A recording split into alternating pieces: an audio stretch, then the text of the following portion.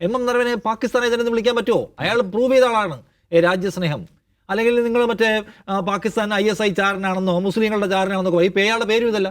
ഇയാളുടെ പേരും ഹിന്ദു പേരാണ്, മുസ്ലിം പേരുമല്ല, ക്രിസ്ത്യൻ പേരുമല്ല, വേറൊന്നുമല്ല, രാഹുൽ ഗാന്ധിയുടെ ബന്ധുവല്ല, ഒന്നുമല്ല. അപ്പോൾ ഇയാളെ തള്ളിപ്പറയാനോ ഇയാളെ ടാർണിഷ് ചെയ്യാനോ കഴിയാത്ത പരിമിതാവസ്ഥയുണ്ട്. അതിന് ഒന്നാമത്തെ റീസൺ അയാൾ പട്ടാളക്കാരാണെന്നുള്ളതാണ്. അപ്പോൾ അയാൾ പറഞ്ഞിട്ടുള്ള കാര്യങ്ങൾ ശരിയോ തെറ്റോ? ഈ സംഭവത്തിൻ്റെ ആ സമയത്ത് ചൈനീസ് ടാങ്കുകൾ ഇന്ത്യൻ അതിർത്തിയിലേക്ക് വരുന്ന സമയത്ത് ഞങ്ങളോട് ചോദിച്ചോ? അതോ ചോദിച്ചിട്ടില്ലേ? അല്ലെങ്കിൽ ചോദിച്ചപ്പോൾ ഞങ്ങൾ ആഞ്ഞടിച്ചോളാൻ പറഞ്ഞോ? ഇല്ലേ? ഈ കാര്യം വിശദീകരിച്ചാൽ തീരുന്ന പ്രശ്നമേ ഉള്ളൂ. അപ്പോൾ ഇതിൻ്റെ ബേസിക് പ്രശ്നം എന്ന് പറഞ്ഞാൽ ഇതാണ്. ഒരു സമ്പൂർണ്ണമായും ദുർബലമായ ഒരു ഭരണകൂടത്തെക്കുറിച്ചുള്ള എന്താ പറയുന്നത്, ഈ പറയുന്ന ഒരു കുമിളകൾ മാത്രമേ നമ്മൾ പുറത്ത് കണ്ടിട്ടുള്ളൂ. അകത്ത് സംഭവിച്ചുകൊണ്ടിരുന്ന എന്താണ്? എല്ലാത്തും ദുർബലമായ ഒരു സ്റ്റേറ്റ്സ്മെൻ എന്താ പറയുന്നത്, ഇത് ഒന്ന് പവർ എന്നൊക്കെ നമ്മൾ പറയില്ലേ, രാജ്യം ഒരു പ്രശ്നത്തിൽ പെടുമ്പോൾ എന്ത് ചെയ്യണം, ലോകവുമായിട്ടുള്ള എൻഗേജ്മെൻറ്റ്സിൽ രാജ്യത്തിൻ്റെ പൊസിഷൻ എവിടെയായിരിക്കണം, അതിന് വേണ്ടത് ഒരു രാഷ്ട്രീയക്കാരൻ എന്ന് വെച്ചാൽ നമ്മുടെ ഈ ആഭ്യന്തര രാഷ്ട്രീയത്തിനകത്ത് കിടന്ന് മെഴുകി ഉണ്ടാക്കുന്ന കേവല വിജയങ്ങൾ മാത്രമല്ല, അതിൽ നിന്ന് സ്വയം രൂപപ്പെടേണ്ട ഒരു രാഷ്ട്രീയക്കാരനുണ്ട്.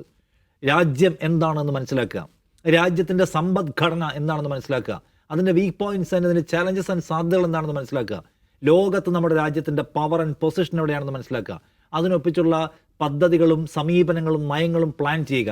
അതിന് ഞാൻ പറയുന്നത് ലോക്കൽ വർഗീയത പറഞ്ഞ് ആളുകളെ അല്ലെങ്കിൽ വ്യാജം പറഞ്ഞ് ഫേസ്ബുക്കിലും ഇൻസ്റ്റഗ്രാമിലും തെറ്റായ വിവരങ്ങൾ പ്രചരിപ്പിച്ചോ ഇല്ലാത്ത അവകാശവാദങ്ങൾ ഉന്നയിച്ചോ ഒരു തെരഞ്ഞെടുപ്പ് മാനിപ്പുലേറ്റ് ചെയ്യുന്ന പോലെ എളുപ്പമല്ല. ഇന്ത്യ പോലെ ലോകത്തെ ഏറ്റവും വലിയ രാജ്യങ്ങളൊന്നിനെ പോപ്പുലേഷനെ കൊണ്ടു നടക്കാന്നുള്ളത്.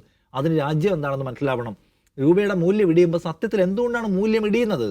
നമ്മുടെ സമ്പദ്ഘടനയ്ക്ക് എവിടെയാണ് പ്രശ്നം? ഒരു ബജറ്റ് ഉണ്ടാക്കുമ്പോൾ എവിടെയാണ് പൈസ കൊടുക്കേണ്ടത്, എവിടെയാണ് വലിക്കേണ്ടത് നമുക്ക് മനസ്സിലാക്കണമെങ്കിൽ അതിനൊരു വിഷൻ വേണം. അതിനാണ് രാഷ്ട്ര നായകത്വം എന്ന് പറയുന്നത്. അതില്ലാതെ നിങ്ങൾ ഈ PR കൊണ്ട് മാത്രമാണ് നിങ്ങൾ പോകാൻ ശ്രമിക്കുന്നത്. ഒരു ദിവസം അത് നിൽക്കും. എക്കാലവും PR കൊണ്ടുപോയി വിജയിച്ച ഒരാളും ലോകത്തിന് ചരിത്രമില്ല സുകേഷ്. അതാണ് പ്രശ്നം, ബേസിക് പ്രശ്നം അതാണ്. അപ്പോൾ രാഷ്ട്ര സുരക്ഷയുടെ കാര്യത്തിൽ, പട്ടാളത്തെ നയിക്കുന്ന കാര്യത്തിലായാലും കൊള്ളാം, ഇന്ത്യയുടെ പൊസിഷൻ, ഇന്ത്യയുടെ അഭിമാനം, ഇന്ത്യയുടെ അന്തസ്സ്, ഡിഗ്നിറ്റി ഇതെല്ലാം കൊണ്ടു നടക്കുന്ന കാര്യത്തിലെല്ലാം പരാജയപ്പെട്ട ഒരാൾ. അയാൾ ഇപ്പോൾ ശ്രമിക്കുന്നത്, ഒരു മനുഷ്യൻ ഇപ്പോൾ ശ്രമിക്കുന്നത് പുസ്തകം തടഞ്ഞു വയ്ക്കാൻ ശ്രമിക്കുക എന്നുള്ളതാണ്. പുസ്തകം പുറത്തു വന്ന് കഴിഞ്ഞിട്ടുണ്ട്. അതിപ്പോൾ എല്ലാവർക്കും അറിയാം അതൊരു യാഥാർത്ഥ്യമാണെന്ന കാര്യം. അത് തള്ളിക്കളയാൻ ആർക്കും കഴിയാത്ത ഒന്നാണ്. സോ ഇതൊരു വൃഥാ വ്യായാമമാണ്. ഇതിൽ രാഹുൽ ഗാന്ധിക്ക് കുറച്ച് മുന്നോട്ട് പോകാൻ പറ്റി. കാരണം ഇവരെ സംബന്ധിച്ച് ഇവരുടെ 2 മർമ്മസ്ഥാനങ്ങളിലാണ് അടികൊണ്ടുള്ളത്. ഒന്ന് വിശ്വഗുരു പട്ടം, ഒന്ന് പട്ടാളത്തിൻ്റെ മൊത്തം ഓണർഷിപ്പ്. ഇത് രണ്ടിലും കിട്ടിയിട്ടുള്ള അടി ചെറിയ അടിയല്ല. അതിൽ ഖിന്നനായിട്ടുള്ള പ്രധാനമന്ത്രിയെ, അതിൽ വേവലാതി കൊണ്ട് എന്തൊക്കെയോ ചെയ്തു കൂട്ടുന്ന ഭരണപക്ഷത്തെയാണ് നമ്മൾ സത്യത്തിൽ കണ്ടുകൊണ്ടിരിക്കുന്നത്. ഇത് ആയിരിക്കും ഒരുപക്ഷെ സമീപകാലത്ത് രാഹുൽ ഗാന്ധി നടത്തുന്ന ഏറ്റവും പ്രധാനപ്പെട്ട മേജർ സ്ട്രൈക്കുകളിലൊന്നാണ് എനിക്ക് തോന്നുന്നത്.